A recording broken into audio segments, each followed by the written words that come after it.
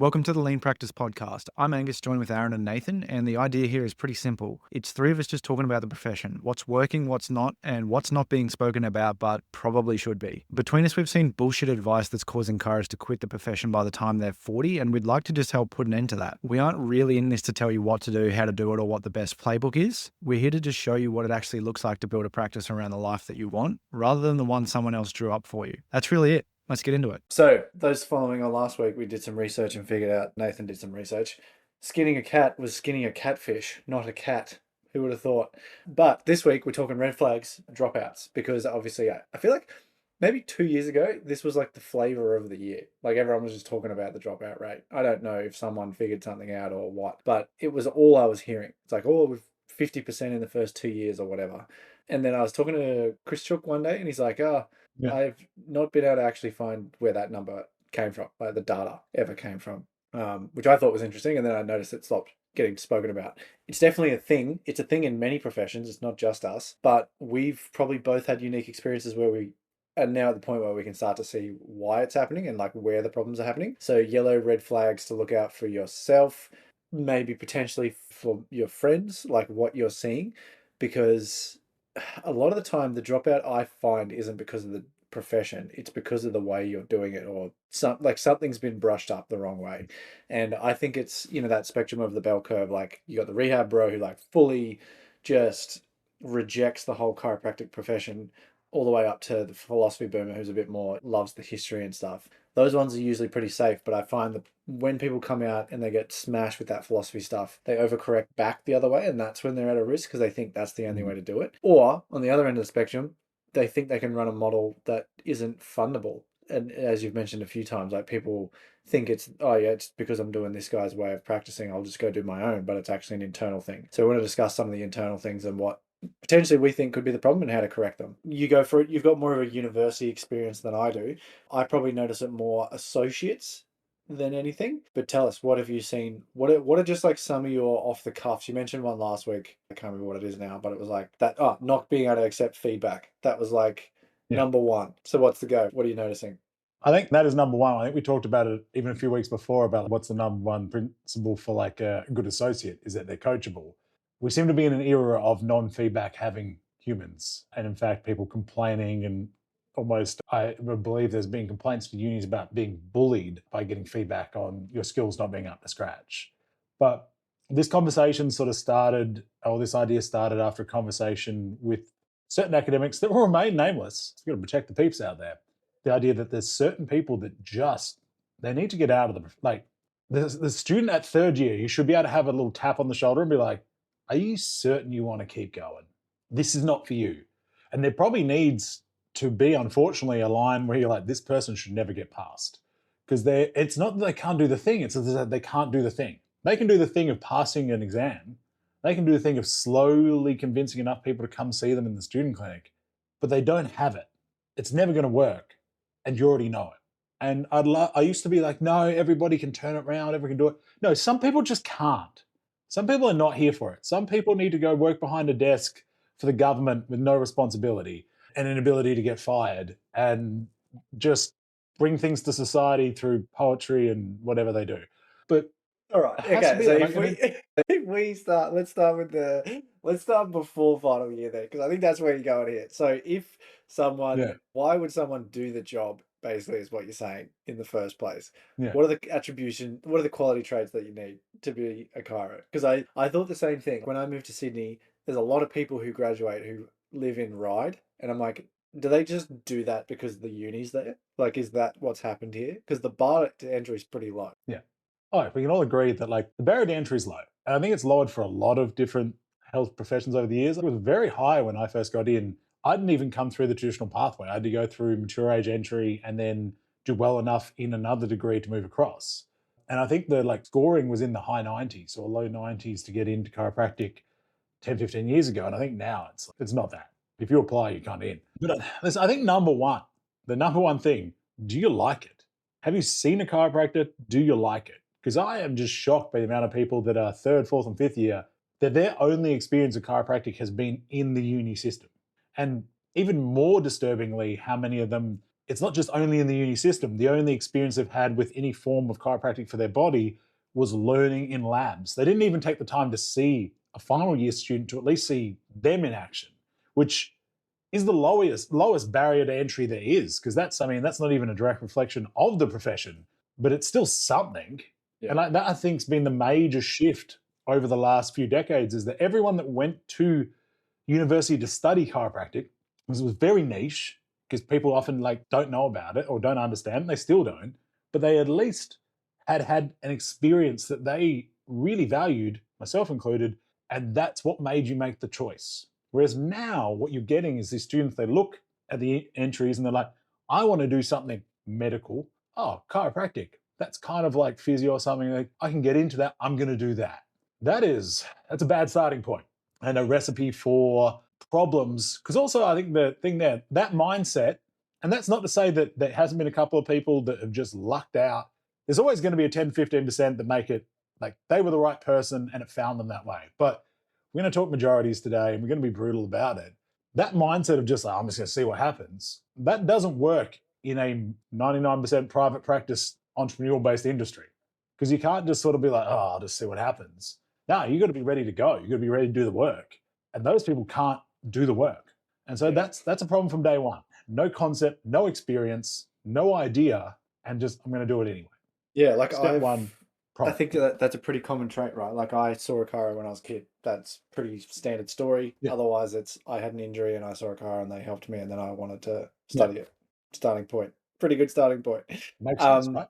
Then personality traits. So obviously personable, want to work with people. A lot of them do enter. I don't really know. And I understand like the phones thing, like that we spoke about last week, where it was like, I don't want to get on the phone. I get that. But it's like, ultimately, at the end of the day, you've got to want to help people. That's how it is. You don't get into health if you don't want to help people, because the whole health industry is about people. So first of all, if you're like, you don't like people, what are you doing? Like, you're going to struggle straight away.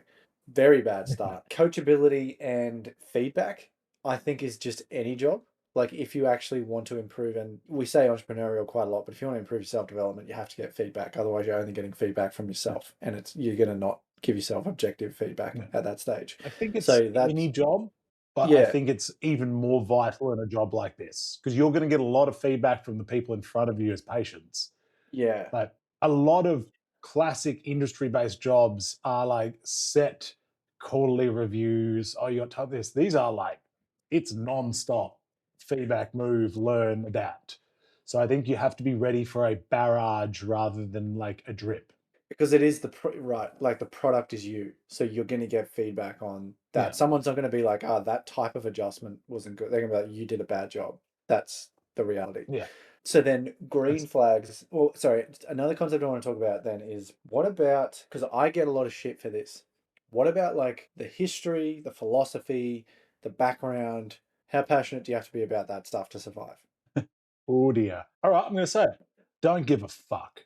Right? Yeah. You can flip that. You can throw it up there. I think the university should have some historical, like some history of chiropractic in it? Yes. Do I think it's good to know the history? Yes. Do I think you should like the core tenets and philosophy of chiropractic, in that the body is innately self-healing, it needs no interference, it will optimize towards, I think those are basically like tenets. Do you need to be subluxation focused? No, absolutely. Like I went through Murdoch after they got rid of history of chiropractic. I obviously did a lot of work outside the chiropractic to involve myself in many things. But the same thing that critiques us, this idea of like, profession has no evidence, it was started by a magnetic healer and all this stuff. Yeah, fucking well over 100 years ago. I think you did a great post a while back, and something that I've been meaning to for ages is that let's talk about what else was happening at the same time. Because if we tarred all the other professions with the same brush, I think we'd all be like, well, then we should do no medicine, right?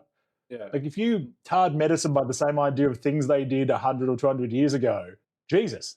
Like, doctors should be in jail. But think of the times, right? So we're going to move forward. Doesn't mean we don't appreciate. Like I saw you did a great post recently around like this idea that a lot of chiropractors went to jail to protect it. Like we should respect that. We should appreciate that. We should be aware of the rear vision mirror, but we should be looking to the future of how we move forward.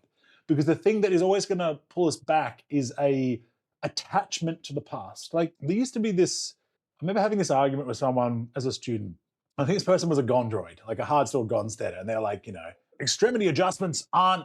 It's not an adjustment; it's a manipulation because you can't have a subluxation of the extremities, which is arguable. I'm not going to go down that today. And BJ only did spine, right, or whatever it is. DDO is spine, and I was just like, well, listen, whether you want to admit it or not, DD and BJ Palmer were innovators, right? They took things in a concept and developed a whole profession, developed a university, all these things. Do you think people that were that forward focused and innovators wouldn't get into extremities, wouldn't be super into some of the newer things, wouldn't want to look at outside for other ways to do stuff? Absolutely they would. They are those kind of people. Those are the same people that move forward and learned and adapted. And this idea that we should they did that then, yeah, a long time ago, and they didn't have all the cool shit that we now know and do. So yeah, bring some principles, but don't be hamstrung due to ability of the time. It reminds me of is it Iron Man 2 or 3? I think it's 3, where he's sitting there and he's going through the projector and his dad's talking, and it's only as Tony, if you're listening to this, I have designed 2. There we go. I've designed this for you because I'm hamstrung by the technology of my time. I have the concept, I have the idea, I cannot do it with what I have in front of me. It's up to you now to do it. Well, now we're in the time, and 100 years from now, they'll say the same thing, but we are in the time to be able to do the different thing. I know this is a fucking tirade, but I love the philosophy seminars. I love these things, but you don't need it to be a great chiropractor. You need to be able to care about people and then use the premise of that you're trying to use a low intervention model to help people move, feel, and perform better, right? Innately, physically, mentally, whatever it is. But it doesn't mean that you have to be subluxation based, only use hands, and these kind of things, right? I don't think school would be better if we spent more time on philosophy, but I do think there needs to be a level of critical thinking and philosophy and conceptualization and an awareness of history. And that is my rant. I think that was very well said. I'm pretty sure, as you said, if freaking BJ was here and we were like, oh, mate, look, we're doing the exact same thing you were doing 100, he'd be like, why the f haven't you got it any further than that? Come on, I get it. There's respect it, cool. It's a pretty good story. Why not? But the red flags that I see here are forcing that onto these guys, and it actually kind of scares people away a little bit because there is a range in this. Well, you don't have to be all in. You don't have to be all out. But especially if they have, like we just talked about, they have no concept of it. They've come with no concept of chiropractic, no experience of chiropractic, nothing. And then you come in and you're like, did you know? Bam, bam, bam, bam. And they're just like, what the No. Why does that matter? I mean, again, there's a double-edged sword there of problems. But yeah, there's a right level, but it's not this you're not going to get better chiropractors with absolutism of it, and you don't get them without being aware of it. It's this bell curve of just all right, this is where we've come from, so you're aware. I think the most important concept, and I've talked about this before, chiropractors have to have perseverance and a level of self-confidence because we are in a marginalized profession, has an interesting past. It has, again, go to the Wilkes versus AMA case where they literally sued the American Medical Association for intentionally trying to shut the profession down by creating false rumors, false ideas. I mean, most of this idea of chiropractic causing stroke came from falsifying ideas and wrongful attributions. And even now, when the research is very supportive of the fact it's not a thing, it's still, if you go to ChatGPT and Claude, they'll say it's one of the primary risk factors, right? So you do need to be aware of this, but having a level of perseverance. You are going to be picked up. You're going to have people just tell you you're an absolute charlatan and all these things, but just because you have this title. You have to be able to just be like, water off a duck's back, I'm just going to get on with helping people.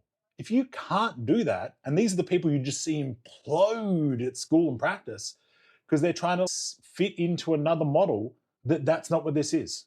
And then they try to change the model to something that it's not. And that doesn't mean changing it from a vitalistic to a mechanist. They're just trying to change it to something that it's I'm going to try and do medicine in this. I'm going to try and do that. It's that's not going to work. All things can exist together. They do. My practice is full of medical doctors. It is full of other healthcare disciplines, and I am in their practices as well. But trying to amalgamate it is it's working collaboratively, not one size fits all. But yeah, so again, a lot of rants coming out today. But that's good. You need a level of perseverance. You Yeah, need to you be able to do. control, like, You- you need to be able to control that heart rate. You need to be able to work with people and move forward and just not care that people don't like you. That's interesting because that's a yellow flag, right? So if you don't have the perseverance, you're probably not going to survive, in my perspective. And it's a yellow flag, not a red flag, because you've probably attached your identity to something and you're not fully, you fully haven't discovered who you are just yet. So it's more like yellow, and the longer you sit there, the redder it gets. Yeah. Yeah. So that's again, so it's like, okay, you don't need the red flag there is actually if you are so fully connected down that road, it's, oh my God, what are you doing? And this is where this religious feel comes from. Whereas it's like, okay, the ones that we're probably seeing are dropping out the most are the ones that didn't buy into that. So then it's like, where do they land?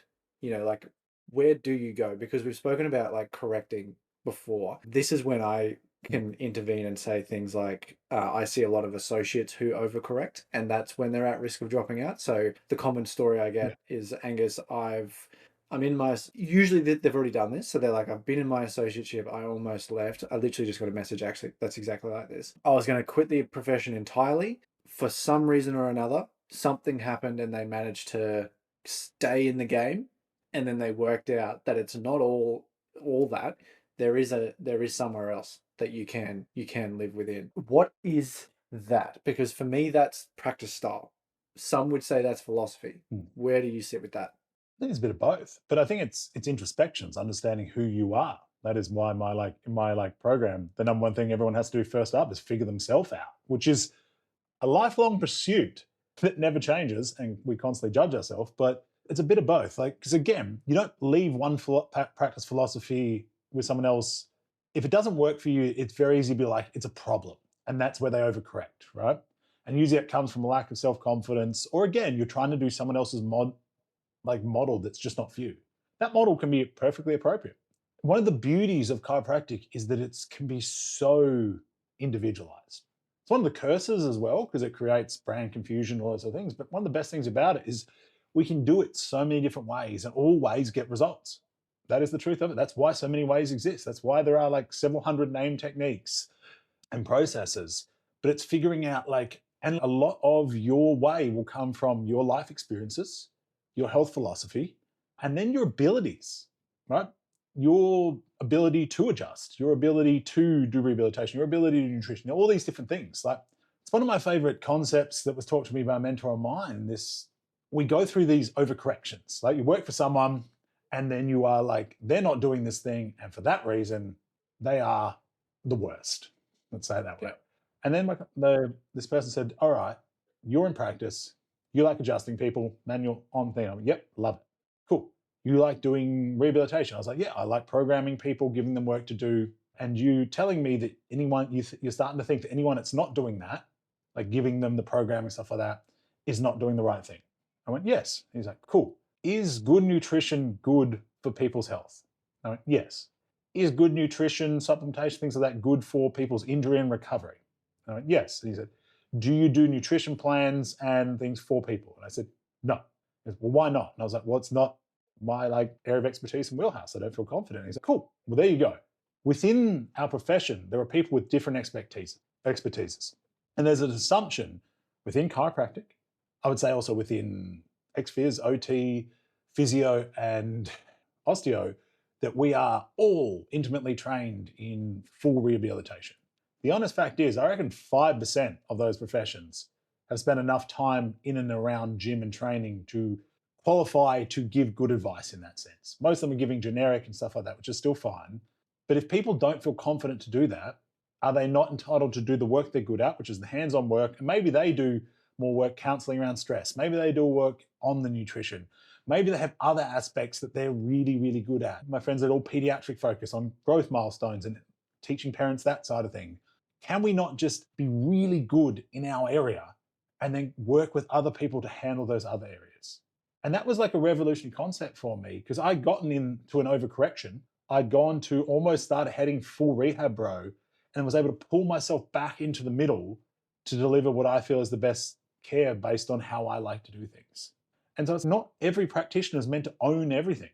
If the chiropractors who just manual therapy only, adjust, I have no problem with that. In fact, a lot of people get incredible results from that. That so many people. That is what, and also that's what most customers want. And they open the conversations to allow those people to be like, hey, can I refer you to my PT? Can I refer you to these people to get that extra support? And we do it together rather than, as I think there's this time now as practitioners, because they need to add value constantly. I need to be the like person they come for everything.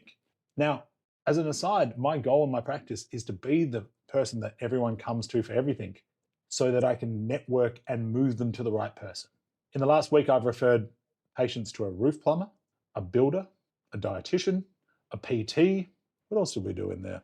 Breathwork facilitator, a recovery center, like all sorts of random things. I am their triage person, but it doesn't mean I'm not, they're not coming to me and they're like, hey, my drains are stuck. And I'm like, good news, I'm going to come around to your house and unblock them. No, I'm going to send them to my plumber. Just why, like, if they come to you and the rehab side of stuff in terms of like PTing them, because that's not necessarily your role, is not something you're comfortable with, and you're like, hey, let me refer you to my PT. That's great. That's great care. That's great involvement. That's great community. Yeah, it's all great. But it doesn't have to be all your thing. As you said, so when you start, I call this like becoming self-aware, when it's like you're out long enough that you start to realize how you want to do it. The default emotion is frustration. I don't know why. It's like frustration and resentment for that. And then the correction is anything on the opposite side of that.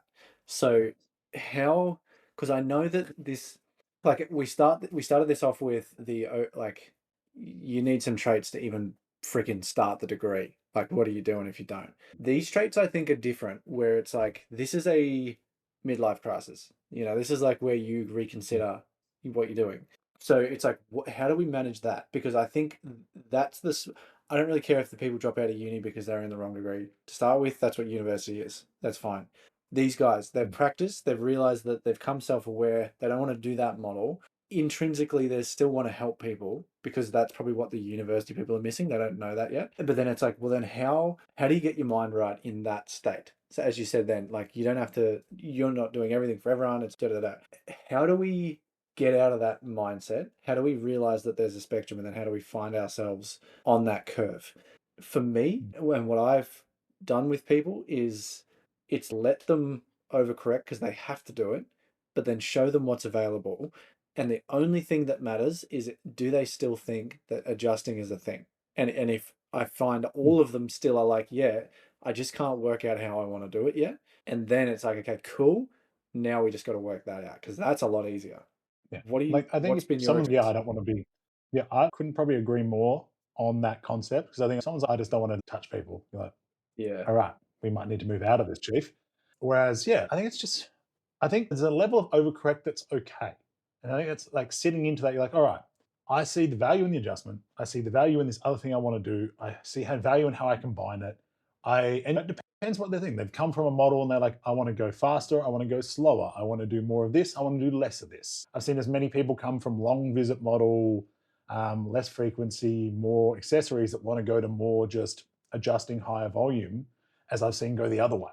So I think it goes both directions, where there's this public assumption that usually people that have gone high volume want to drop to low volume.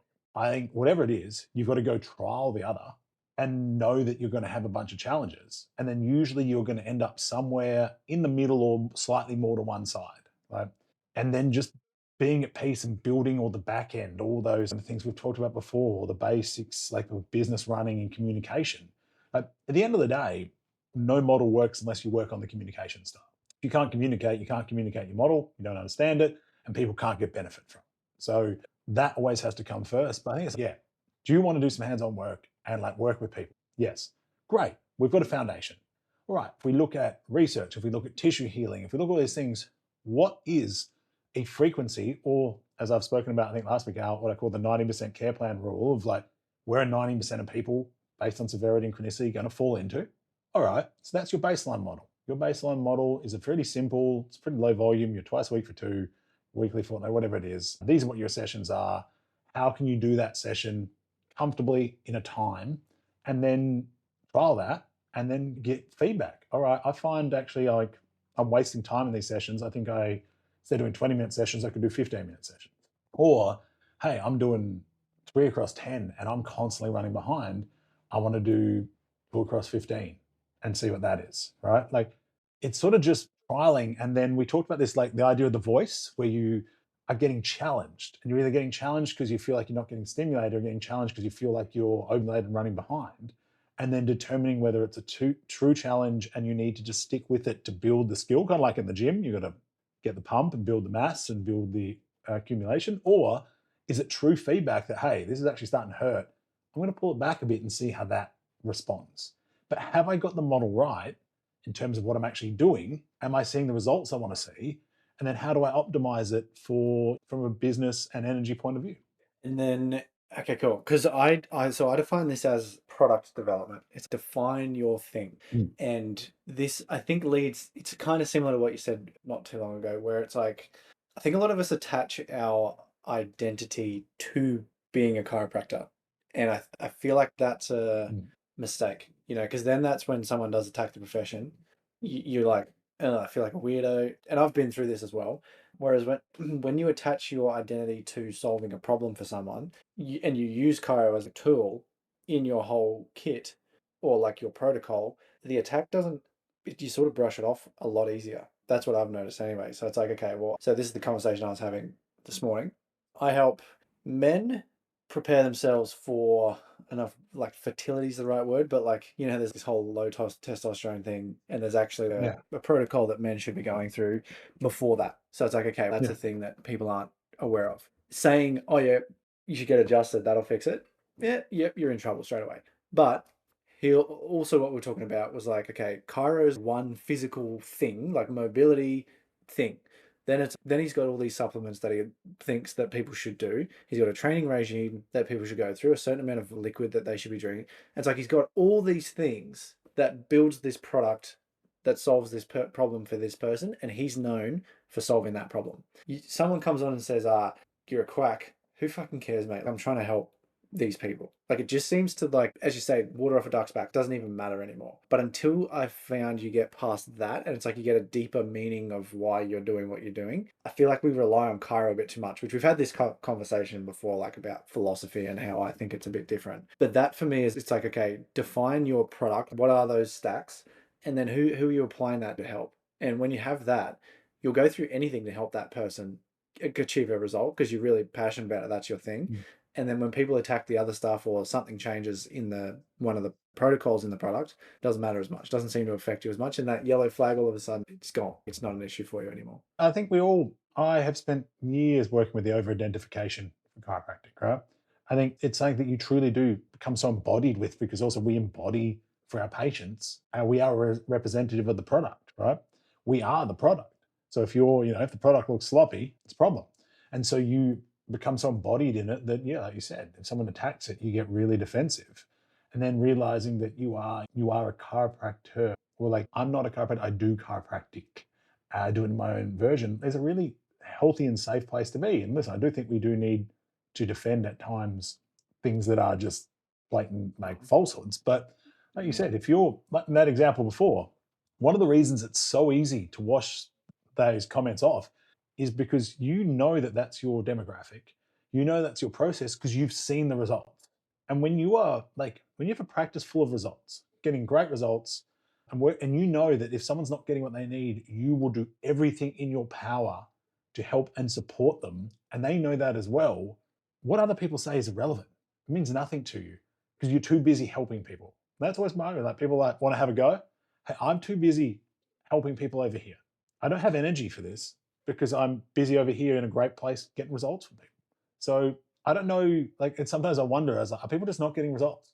Is that why they're going on? And I think it comes back to, like you said, that product development. They actually have never done things in a manner that they've figured out that works, or they've never been able to piece together what it is when they do get results that they do, if they're early in their career. So potentially that's why they take things so personally. And listen, there is a little bit of time. Like, I've had time in this. I've gone through these things. That's why my launch thing is about, like, all the things I wish I didn't have to deal with over the years.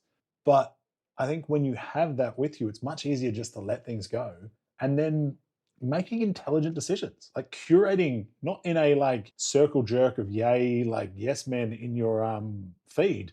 But if people are just sitting there being negative all the time, unfollow, get them out of there. There's things I see. I saw a physio the other day talking about spinal manipulation, he tried to be balanced, but from an ignorant sense, in the sense of like, he's like, do people actually think this is putting things back in place? Because if that's happening, why is this not? So a photo of a guy getting a big hit in rugby. I'm like, I think we could argue that those hits can put things out of place, but that's not the point. But I don't think there's many like university educated health practitioners that believe they're putting things back in, right? The reason patients come up with that is I don't think you need to have that argument with people and make them wrong. If someone tells me, oh, the old lads are, oh, my hip's out, I'm like, all right, let's get it back sorted. And then you might open the door to talk about what's actually happening. But making someone wrong is not healthcare, first up. But two, I was like, it's got to go both ways. Because I've also had in my career, like in this position, it's a good skill to use and it can help people. But I'm like, I've had multiple physios say that like people should stop getting chiropractic because it's caused scoliosis by saying. I've had a scoliosis specialist literally say that.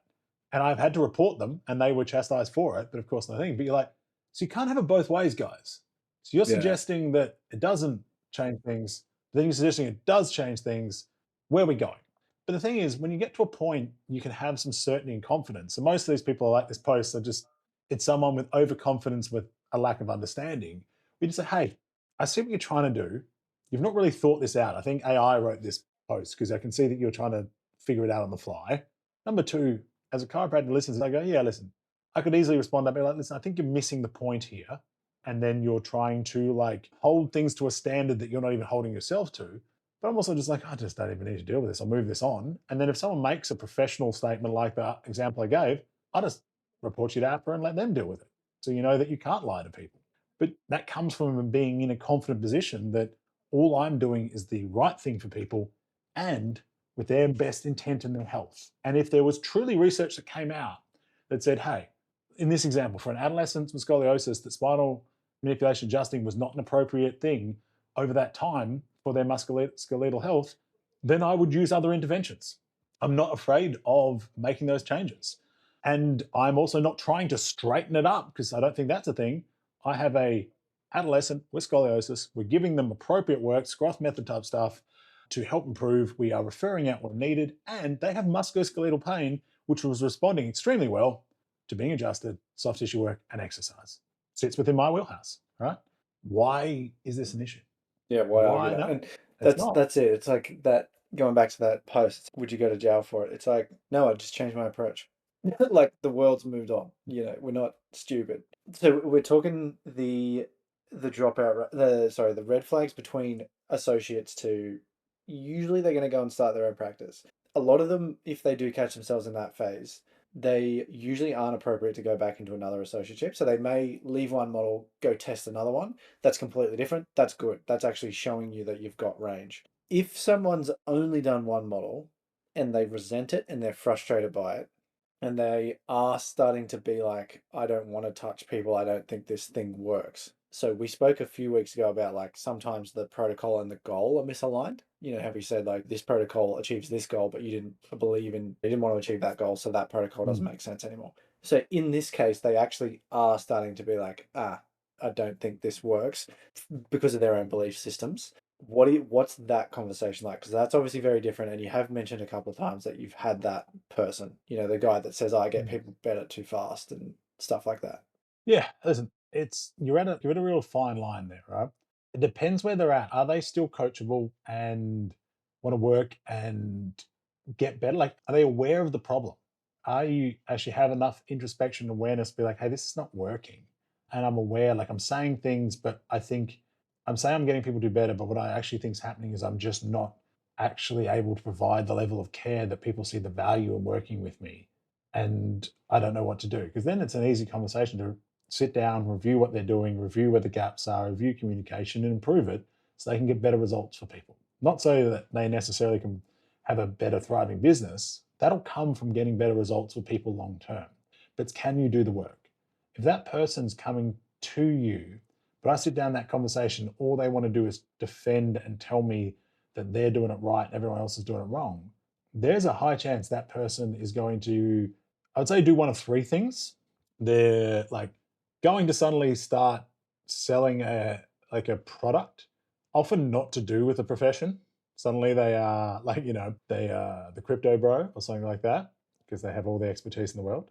Number two, they're going to go try and be a uni lecturer, or I would probably include they're going to go do some post-grad master's study to try and further prove that they're right and everyone's wrong, or to lecture students about how they had the perfect model, but it just never worked and everyone else is a charlatan.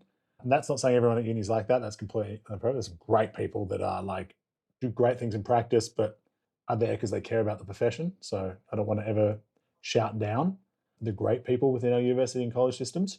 And the third option is they're going to drop out and go do something random.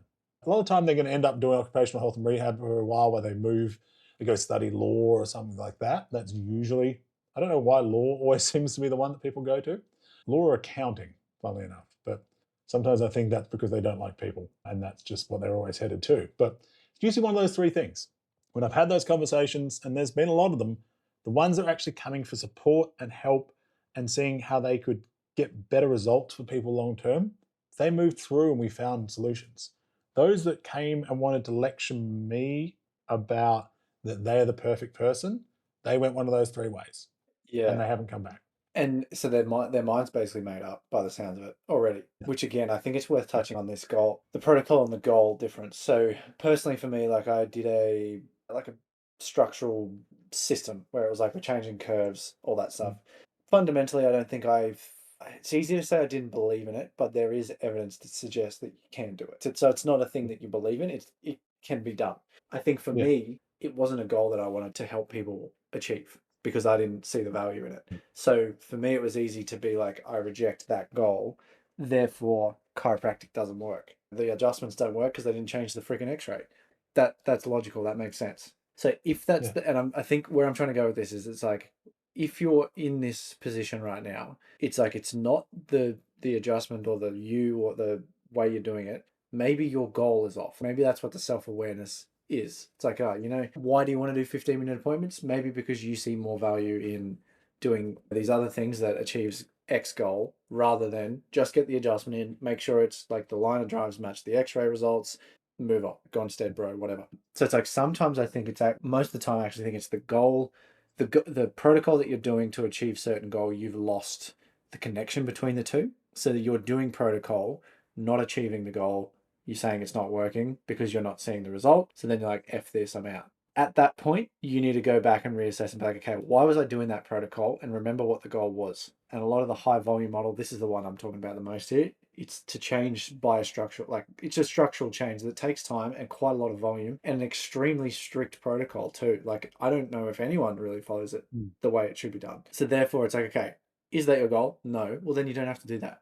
And it's like, what do you enjoy? I enjoy helping people. I know adjustments make people feel great. They change this. They help people sleep better. Whatever you say it does. Then it's like, sweet. Then work out what the goal is that you want to achieve off the back of that. And I suppose that's another way of me saying, what's your product and who are you trying to help? Because if you have that, then it's so much easier to stay in the game. And it's not an argument. It's not a frustration. It's just realigned your goals, which I suppose is like another way of saying maybe your values have changed or something internally, which we always say is, if you're feeling these things, probably look inside. That's probably where the problem. I think the simplest way, like you just said there, the disagreement. It's kind of like if you're working to help people lose weight, but you're in interventions to give them donuts. You're kind of like, man, we set these goals, but I'm not seeing the result. Well, yeah, of course you're not, because you're not following the protocol, right? Like the protocol you're talking about is largely a CBP protocol. It's got some very good evidence in terms of structural curve change. I don't necessarily know outcomes based. I'm not familiar with the full research, but they are very strict about how they do things, because that's what gets the result. And I've seen a number of clinics take, say, just the frequency, but without the things they do alongside it. Be like, this is what CBP says. And yeah, but I remember having this discussion with a principal in South America, being like, we're using the CBP model, but we're not doing CBP. So I don't understand. And he's like, well, the thing is, you can just generalize the model. I was like, no, that's not how it works, because this model is to get this result. Yet we're doing this model, but not for that result.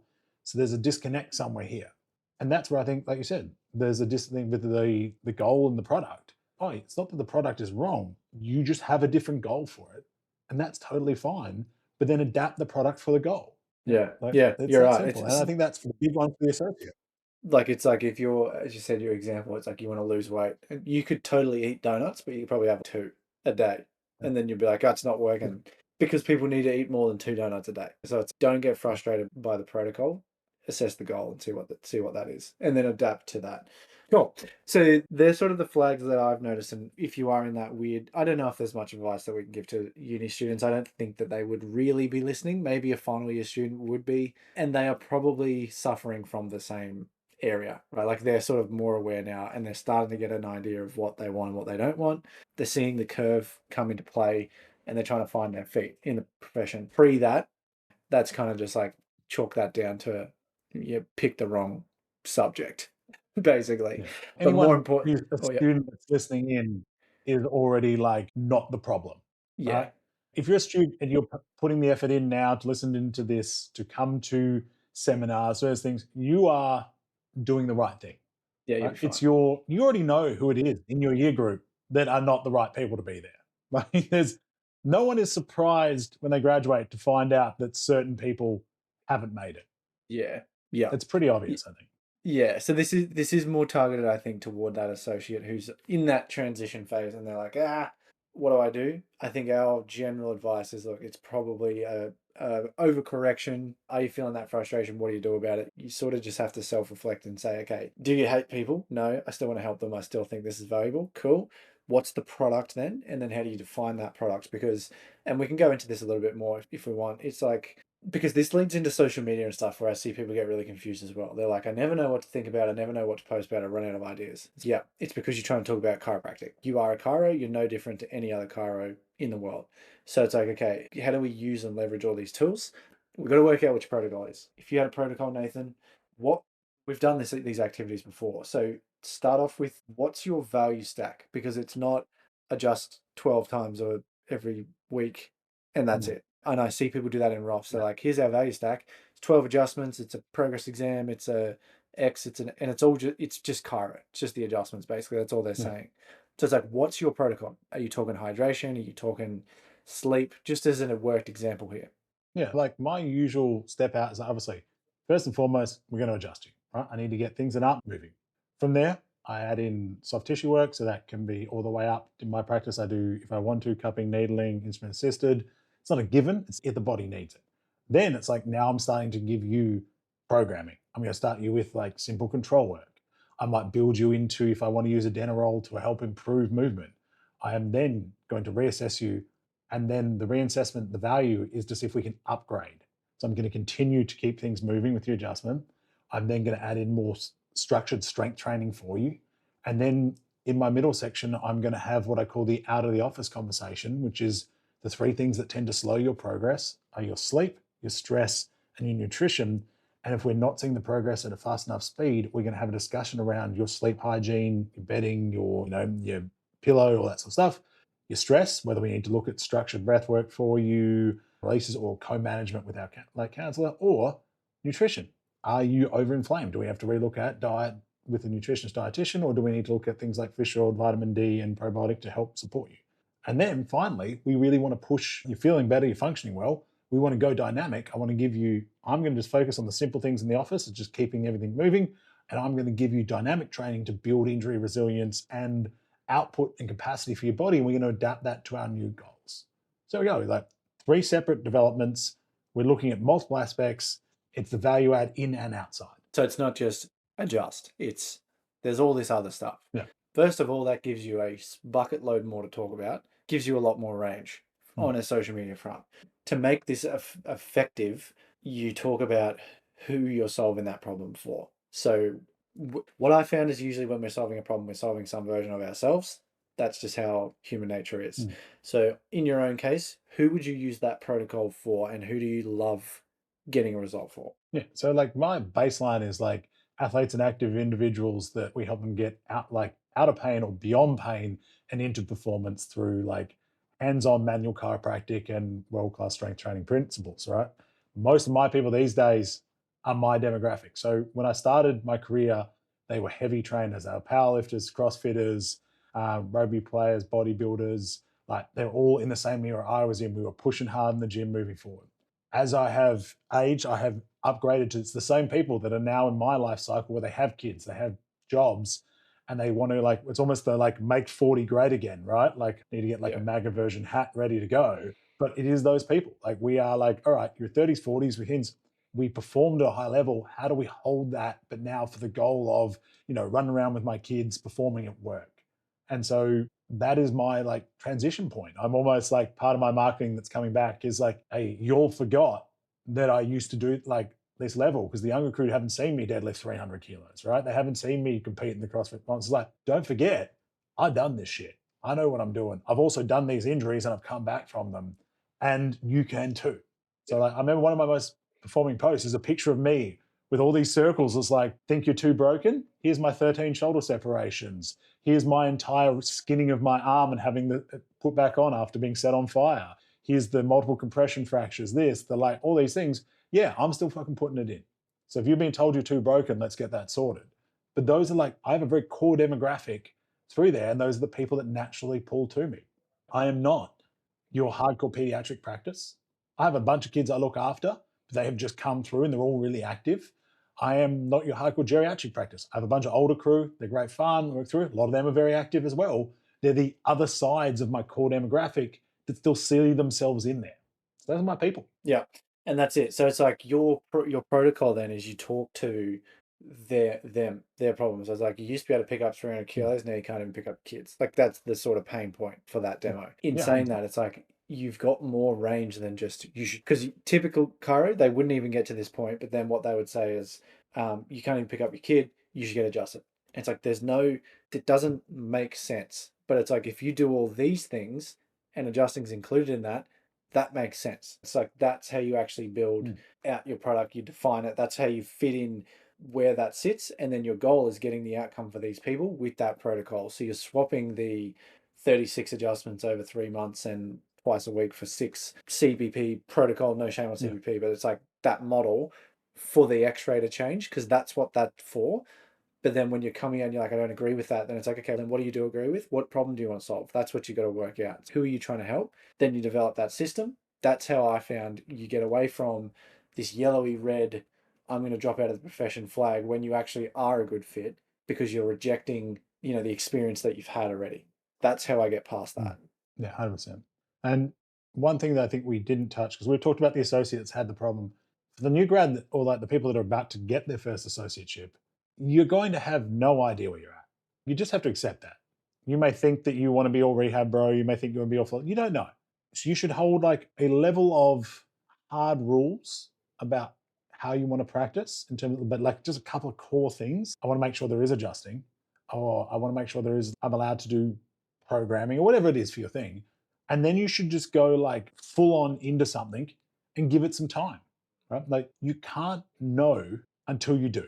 There's just no doubt about it. So as a new grad, like, stress less, have a couple of core things, maybe location, general sort of technique styles. Like, if you want to do SOT, don't go to a Gonstead clinic, and vice versa. But beyond that, just go all in and get the best of the experience. And just remember, if you do 12, 18, 24 months there, you get some great experience thing, but you end up going, hey, listen, this model isn't exactly, these are things I liked, these are things I didn't like, I got great experience, made some good money, made some great relationships. All right, now I've got this, I know what I do like, I know what I didn't love, and now I can take that into this next one. I can either look for a clinic that's what it is, or gives me the capacity for it, or I can do my own thing. I learned so much about what I didn't like when I was doing South America that it's one of the most valuable times in my career.